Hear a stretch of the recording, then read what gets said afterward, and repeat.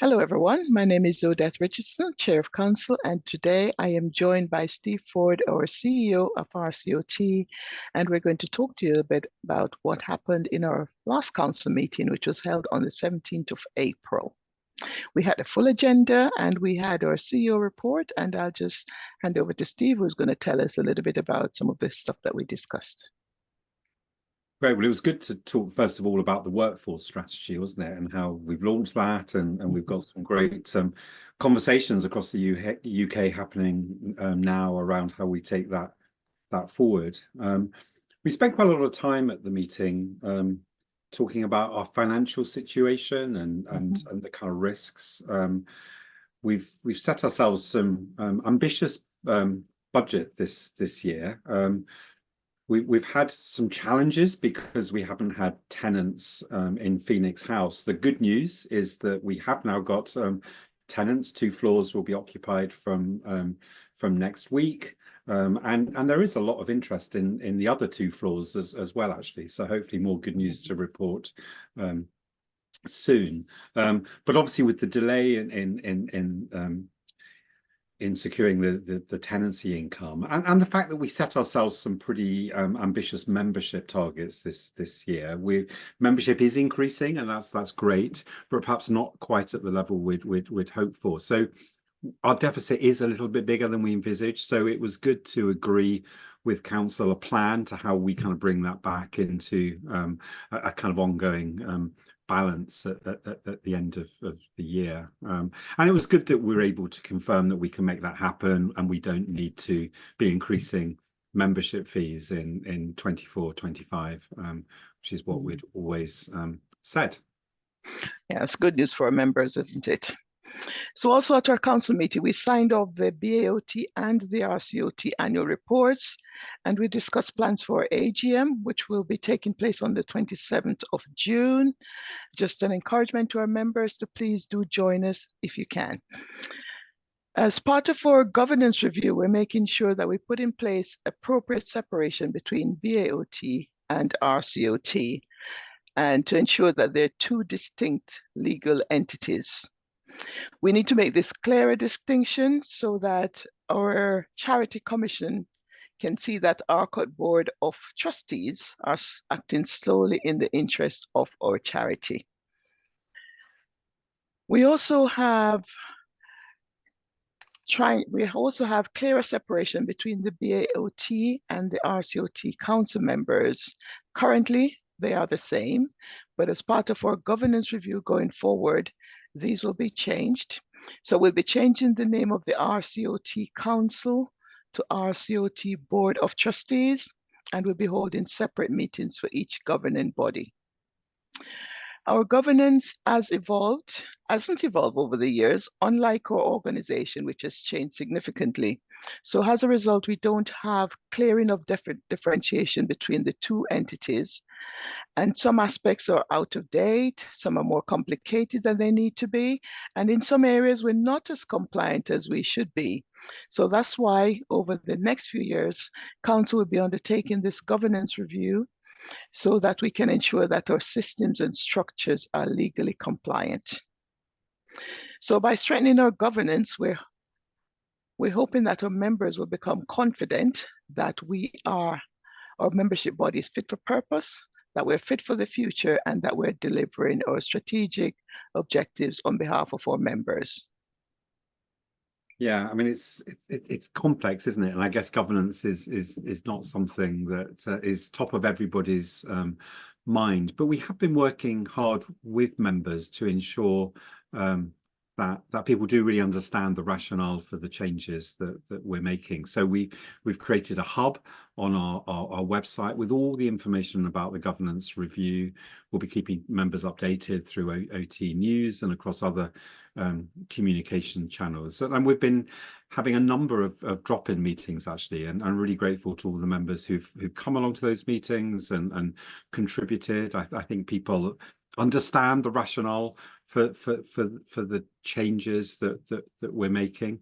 But yes, please do come along to a future drop-in, particularly as you'll be asked to vote on some of these changes at the AGM. So really important that that members understand what we're planning to do. Yeah. As you may be aware, we started discussing our position in the world at our previous council meeting, and we continue those discussions at this council meeting. So in our council meeting, we discussed how RCOT should best respond to world events such as the conflicts that's going on in Gaza. And a number of our members are expecting us to take a particular position on the crisis, namely that we should call for a ceasefire publicly. Now, Council discussed whether RCOT should comment on behalf of members on such geopolitical issues, and if so, how we should best identify, prioritize, and position that accurately reflects the view of our members. The outcome of the discussion was that Council believe it is not RCOT's role to make political comments, and that we as an organization should remain neutral, particularly in international affairs. We agreed that the focus should continue to be supporting our members and to enable safe and inclusive working environments free from discrimination, promoting collaboration and respect. Yeah, so it was good to talk about that in more detail, and our teams have been considering what we can do to achieve that objective, how we do support members and our communities. And we ran an EDB insight session recently, allyship in times of global conflict, call for compassion for allied health professionals, that Anita Atwell, one of our council members, organised with some colleagues, and that featured a range of AHPs who shared powerful stories from their own kind of perspectives of being involved in difficult humanitarian conflict crises, conflict situations as well. And what came out of that is this a call for compassion, finding the common thread that unifies us all through that empathy and humanity. And it's kind of building on that. We'll be looking at creating resources, toolkits, making them easy to find for our members, organizing more, setting up more support networks over time. And our next EDB Insight session is going to be taking place later on this month. So do look out for your invitation through email. And I think what was great in this space, as we talked about EDB, is that we are really determined to ensure that we deliver our ambitious EDB strategy and action plan. So it's great news that we have now recruited a senior role, a head of inclusion and involvement post, and we have recruited to that. So more news in the next few days as to who's taking up the role and when. Okay. We also spent some time discussing our membership review, and we've been reviewing a range of services that we offer to our members, and the research that we did has found that our members' needs and expectations are largely being met by our current offer, but that we need to provide some services that makes our members feel seen, supported and understood, and to make it easier for them to engage with us. Our members told us that they wanted access to resources, events, and support that is more accurately reflecting of their personal situations, and to do so in a way that is seamless. So, for example, a newly qualified member working with children and young people would want to receive information within that speciality about the resources that are available, whilst a retired member may be interested in networking events, etc. And so they expect a different type of information. So we're hoping that with the developments that we're about to put in place, that this will become easier for our members to do so. Yeah, that's right. And this is a really big project for us, that we really do kind of transform that member experience. We do want to deliver really fresh, relevant, engaging experience for all of our members. So it was really exciting, actually, that council approved a significant investment in a program of activity which encompasses a new CRM, that's perhaps jargon, a customer relationship management system, but basically a mechanism whereby we're able to kind of gather information and make sure that everybody gets information that's relevant to them through the website, through the portal, through the new RCOT Communities project, and a whole range of other projects that will feed into this. It is costing a significant sum of money, but if members will remember that last year, Council set aside a transformation fund so that we could use this money without dipping into members' fees to deliver this significant change that members are demanding that we make. So what we hope will come out of this is that personalized experience, so that resources, events, learning and opportunities will be tailored to members' specific interests, their career stage, their location in the UK. That will be seamless access. It would be a great digital experience that enable members to find what they need faster and more easily.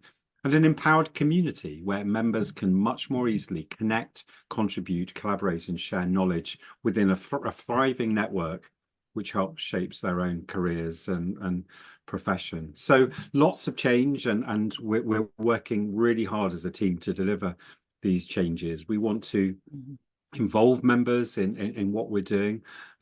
We've got a dedicated role, a new role for someone whose job it is to really help us connect members into these changes, so that we can deliver them in early 2025. So very exciting, I think.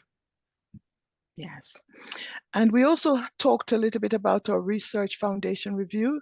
Dr. Jill Ward, our Head of Research and Innovation, presented a paper at Council, and we had a number of areas that we were focusing on. So there are some areas that we're going to be changing, 4 areas particularly. One is around the change of the name.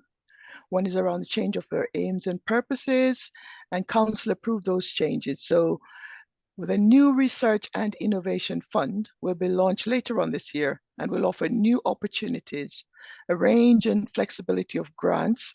So members can use those to build on their evidence-based practice in developing their occupational therapy roles. And finally, our Merit and Fellowship Award nominations were assessed by Council, and recipients will be informed shortly, and then these information will be shared with our members. Thanks again for listening. We hope you've enjoyed hearing what was discussed at Council. Just a brief reminder of our AGM and the ongoing governance review drop-in sessions. Please encourage your colleagues to join us for one of those drop-in sessions so that when we get to the AGM, you'll be able to vote on the changes that we're proposing. Thanks again for listening. Thank you very much.